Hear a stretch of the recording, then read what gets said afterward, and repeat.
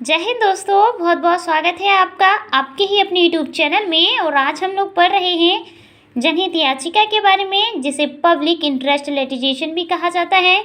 ध्यान रखिएगा, हम लोग जानेंगे इस वीडियो में जनहित याचिका की पूरे विश्व में सबसे पहले शुरुआत कब होती है, भारत में जनहित याचिका की शुरुआत कब होती है, इसका अर्थ जानेंगे, इसके महत्व को जानेंगे और लास्ट में इसका एक कंक्लूजन भी देखेंगे। तो चलिए बिना देरी के वीडियो को शुरू करते हैं।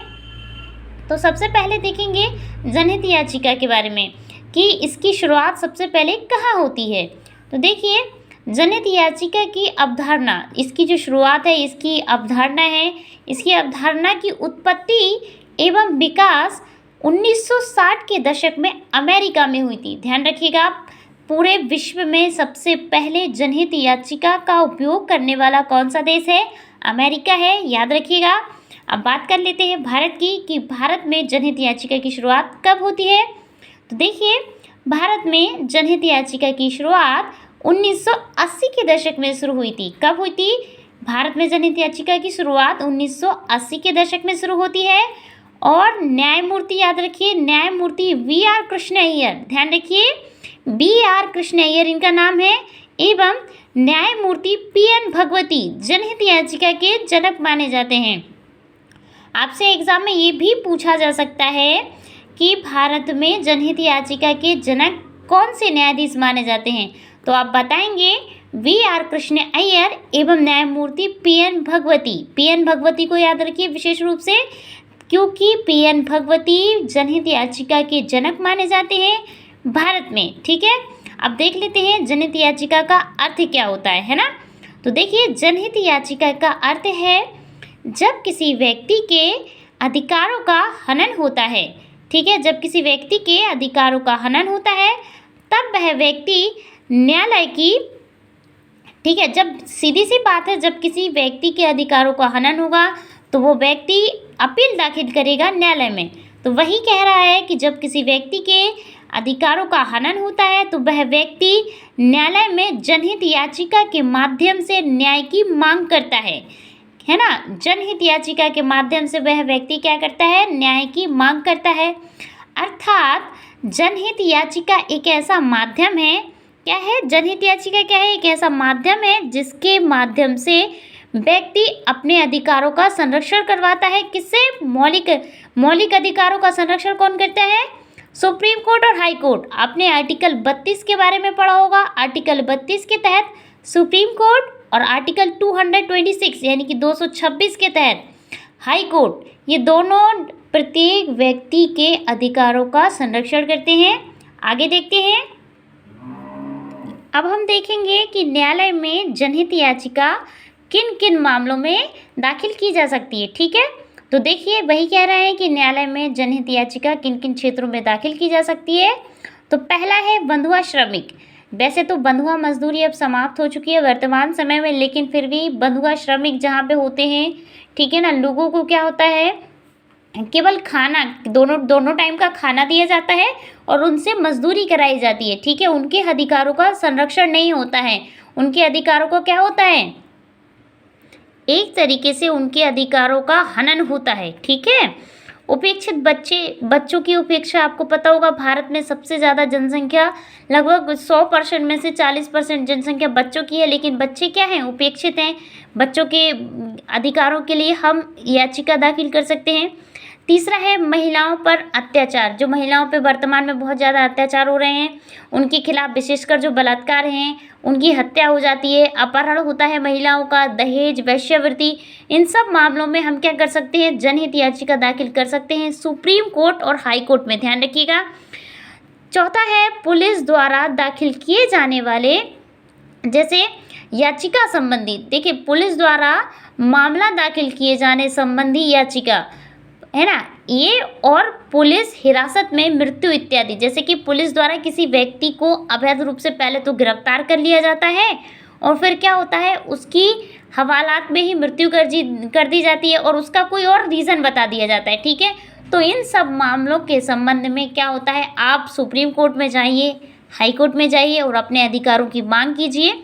क्योंकि वैसे तो आप लोगों को पता होगा कि आर्टिकल 32 के तहत, जैसे हमने पहले ही बताया कि आर्टिकल 32 के तहत जो सुप्रीम कोर्ट है दिल्ली में, सुप्रीम कोर्ट क्या करता है, प्रत्येक व्यक्ति के अधिकारों का संरक्षण करता है। ठीक है, अब हम लोग जानेंगे, ये हमने देखा है कि हम इन क्षेत्रों में न्यायालय में अपील दाखिल कर सकते हैं, यानी कि याचिका मांग सकते हैं कि हमें ये चाहिए। न्यायालय से ये कह सकते हैं इन सब मामलों में कि हमारे अधिकारों का संरक्षण करें, क्योंकि पूरे भारत में जो नागरिकों के अधिकारों का संरक्षण कौन करता है, न्यायालय यानी कि सुप्रीम कोर्ट करता है।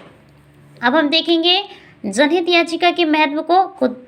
ठीक है, तो देखिए, न्यायालय ने याचिकाओं के माध्यम से वंचित वर्गों के संकट को दूर किया है। सीधी सी बात है। अब आप सोच रहे होंगे ये वंचित वर्ग कौन होते हैं। देखिए, वंचित वर्ग में आती हैं अनुसूचित जातियां, अनुसूचित जनजातियां, महिलाएं, दिव्यांग, और जो थर्ड जेंडर होते हैं, LGBT समुदाय, और बच्चे, बुजुर्ग भी कभी कभी उपेक्षित समूह में ही आते हैं या फिर वंचित समूह में ही आ जाते हैं। तो इन सब के अधिकारों का जब हनन होता है, ठीक है ना, जब इन सब के अधिकारों का हनन होता है तब ये सब क्या कर सकते हैं, जनहित याचिका के माध्यम से स्वयं को न्याय दिला सकते हैं, या फिर किसी और के साथ इस तरीके का काम होता है तो आप खुद आप देखते हैं, यदि आप उसके गवाह हैं, इम्प्रूवमेंट है आपके पास, तो आप भी जनहित याचिका को दाखिल कर सकते हैं। ठीक है, देखिए, इस प्रारंभ में क्या होता है, जब 1980 के दशक में भारत में जनहित याचिका आती है, तब आरंभ में न्यायालय ने अनुच्छेद 21, आर्टिकल 21 के बारे में आप लोगों ने पढ़ा होगा, व्यक्तिक स्वतंत्रता का अधिकार आर्टिकल 21 में है। ठीक है ना, तो अनुच्छेद 21 की व्याख्या के माध्यम से जनहित याचिका में अनेक ऐसे निर्णय दिए जिसके माध्यम से गरीब वर्गों को न्याय मिला। ठीक है, अनुच्छेद 21 कहता है कि व्यक्तिगत स्वतंत्रता का अधिकार, यदि कोई व्यक्ति अकेले रहना चाहता है या फिर जो भी है उसको उसकी व्यक्तिगत स्वतंत्रता के अधिकार से उसको वंचित नहीं किया जा सकता। आर्टिकल 21 के माध्यम से जनहित याचिकाएं जब दाखिल की गई कोर्ट में, तो क्या हुआ, हाई कोर्ट ने, सुप्रीम कोर्ट ने कई सारे मामलों में गरीब वर्ग की सहायता की। ठीक है, और उन्हें न्याय भी दिया, और आगे चलकर पर्यावरण एवं भ्रष्टाचार जैसे मुद्दों में भी जनहित याचिका के माध्यम से स्वीकार किए जाने लगे। मतलब कि पहले क्या होता था कि पहले जब किसी के अधिकारों का हनन होता था, है ना, जब किसी के मानव अधिकारों का हनन होता था, तब इस तरीके के मामले हम लोग अपीलें जो है सुप्रीम कोर्ट और हाई कोर्ट में दाखिल कर सकते थे। लेकिन अब वर्तमान में क्या होता है, पर्यावरण से संबंधित जो मुद्दे हैं उन्हें भी हम अपील, उनकी भी जो दाखिल है, जो याचिका है, उनकी अपील भी हम सुप्रीम कोर्ट में कर सकते हैं। ठीक है, और जो भ्रष्टाचार का जो मामला है, आप सबको पता होगा कि भारत में भ्रष्टाचार कितना तेजी से अपने चरम सीमा पे है। नौकरशाही संस्कृति के कारण भारत में भ्रष्टाचार बहुत ज़्यादा है, इसीलिए इस तरीके के मामले भी, भ्रष्टाचार से संबंधित मामले भी जनहित याचिका में दाखिल किए जा सकते हैं।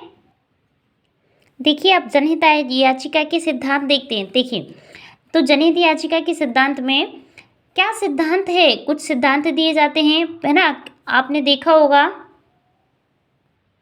या फिर आपने पढ़ा भी होगा कि सुप्रीम कोर्ट और हाई कोर्ट के सिद्धांत हैं, यानी कि कॉन्स्टिट्यूशन के आधार पर, CRPC IPC के आधार पर ही सुप्रीम कोर्ट और हाई कोर्ट अपना न्याय देते हैं। ठीक है, तो देखिए, सर्वोच्च न्यायालय संविधान के आर्टिकल 32 एवं 26 यानी कि 226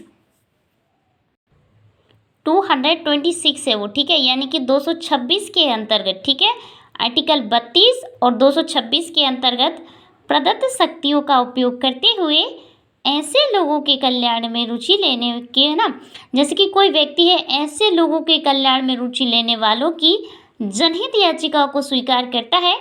मतलब सुप्रीम कोर्ट और हाई कोर्ट ऐसे लोगों, जैसे कोई व्यक्ति है, किसी के साथ गलत हो रहा है लेकिन उसे पता ही नहीं है कि उसके साथ गलत हो रहा है। आज भी भारत में ऐसे कई लोग हैं, ऐसी कई जातियां हैं जिन्हें, जो स्वयं को क्या नीच ही समझती हैं। ठीक है, जब आपने SC ST के बारे में पढ़ा होगा तो आपको पता भी होगा। ठीक है, लेकिन जब जो लोग जानते हैं कि इनके अधिकारों का हनन हो रहा है, इनके साथ गलत हो रहा है, तब क्या होता है, जो जनहित याचिका है ऐसे लोगों के अधिकारों के खिलाफ, मतलब जब उनके अधिकारों का हनन होता है तो वो क्या है, अपने अधिकारों के लिए अपने अधिकारों की मांग नहीं कर सकते, अर्थात वो अदालत तक नहीं जा सकते। ठीक है ना, लेकिन कोई दूसरा व्यक्ति है, उसे न्याय दिलाना चाहता है, तो जो आपका सुप्रीम कोर्ट और हाई कोर्ट है, उनकी याचिका को भी क्या होता है, स्वीकार करता है। ठीक है, मतलब कि जिसके साथ गलत हुआ है यदि वो भी याचिका दाखिल नहीं करता है, कोई और व्यक्ति भी याचिका दाखिल करता है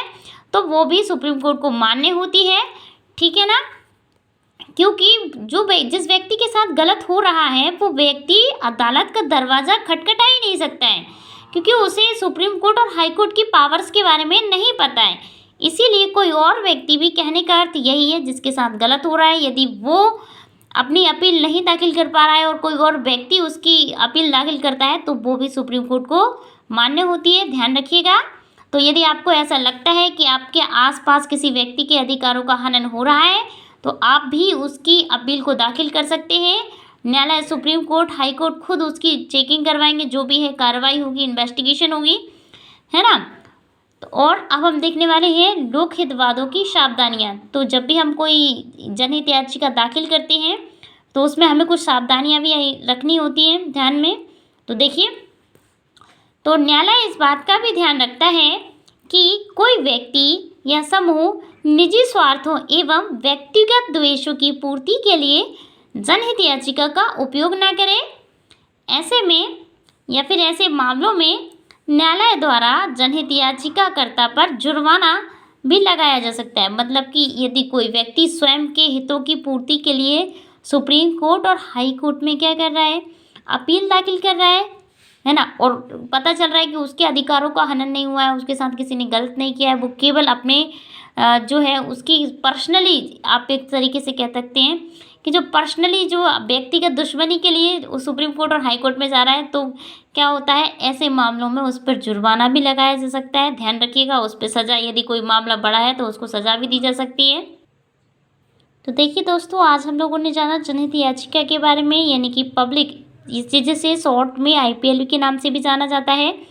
ठीक है, आशा करते हैं आपको वीडियो पसंद आया है, और यदि वीडियो पसंद आया है तो वीडियो को लाइक कीजिए और ऐसे वीडियो को देखने के लिए चैनल को सब्सक्राइब कीजिए। Thank you so much.